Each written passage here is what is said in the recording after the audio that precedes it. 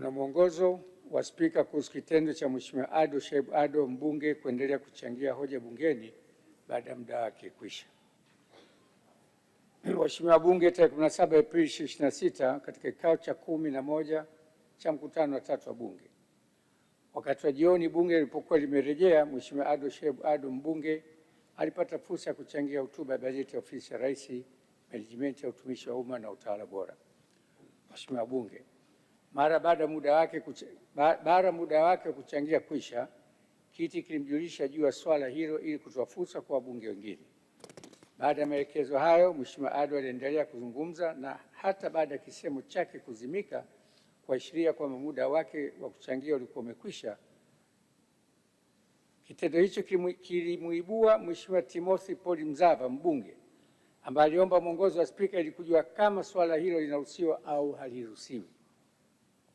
Mheshimiwa Bunge, kiti kina mamlaka ya kuhakikisha utaratibu wa uendeshaji bora shughuli za Bunge unazingatiwa wakati wa mjadala.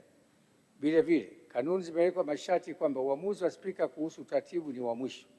Haya yamefafanuliwa chini ya kanuni ya 85(1) ya kanuni za Bunge za mwaka 2025. Mheshimiwa Bunge, sote tunapaswa kuzingatia masharti ya kikanuni kuhusu muda wa kuzungumza bungeni na vile vile kutii maelekezo ya kiti kila yanapotolewa. Sasa kwa kuwa Mheshimiwa Ado wakati alipokuwa anachangia hakuzingatia hayo kwa kuendelea kuzungumza wakati muda wake umekwisha, na vile vile hakuacha kuzungumza baada ya kuelekezwa na kiti. Vile vile mpaka sasa mbona kuna baadhi ya wabunge wanafanya makosa kama hayo, hivyo ni vyema kujirekebisha ili kujiepusha na vitendo hivyo vya utovu wa nidhamu. Kwa mantiki hiyo, naeleza kuwa endapo swala hili litajitokeza tena, taratibu za kikanuni zitachukuliwa kwa mujibu wa kanuni ya 86 za kudumu za Bunge 2025. Kwa mantiki hiyo, namsamehe Mheshimiwa Ado kwa ugeni.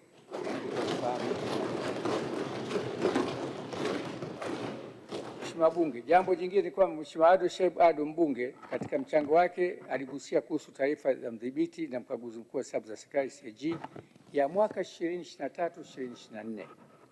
Taarifa hiyo pamoja na taarifa za ukaguzi wa mwaka 2024/2025 zimepelekwa kwenye kamati za kudumu za Bunge zinazosimamia matumizi ya fedha za umma, ikiwemo kamati ya kudumu ya Bunge ya hesabu za serikali za mitaa LAC, ambapo Mheshimiwa Ado Shaibu Ado ndiye mwenyekiti wa kamati hiyo. Taarifa CAG iliporejea ipo kwenye kamati anayoiongoza na bado haijafanyiwa kazi. Kwa mantiki hiyo, nasisitiza na kuelekeza kuwa masuala ambayo yamepelekwa kwenye kamati, wenyeviti wa kamati hizo hawapasi kuyazungumza masuala hayo nje ya vikao vya kamati ili kuzingatia taratibu zilizowekwa za kanuni za Bunge.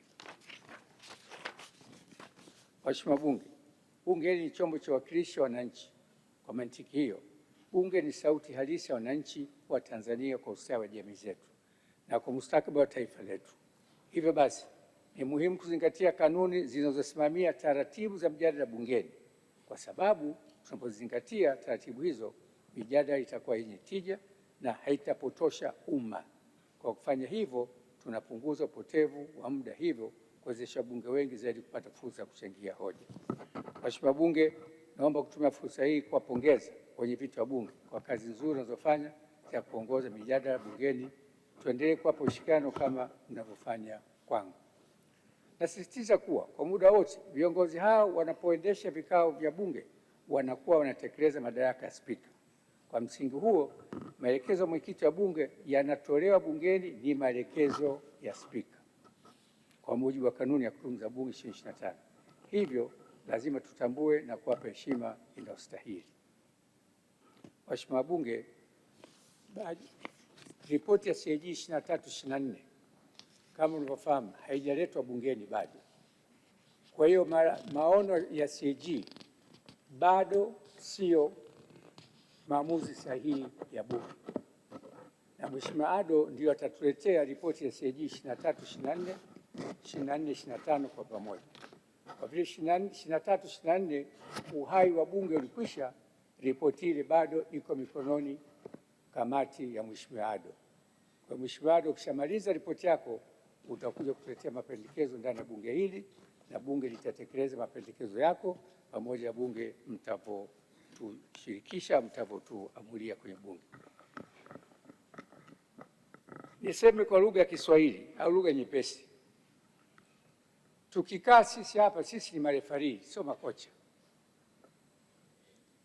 Hata mpirani, wakati kocha anabadilisha mchezaji haingii bila ruhusa ya refa, na humu ndani kila kitu kinasimamiwa na kiti. Niombe sana, tuna ugeni, tuendelee kujifundisha. Katibu, maswali. Ofisi ya Waziri Mkuu TAMISEMI, Mheshimiwa Profesa Lazaro Ndalichako.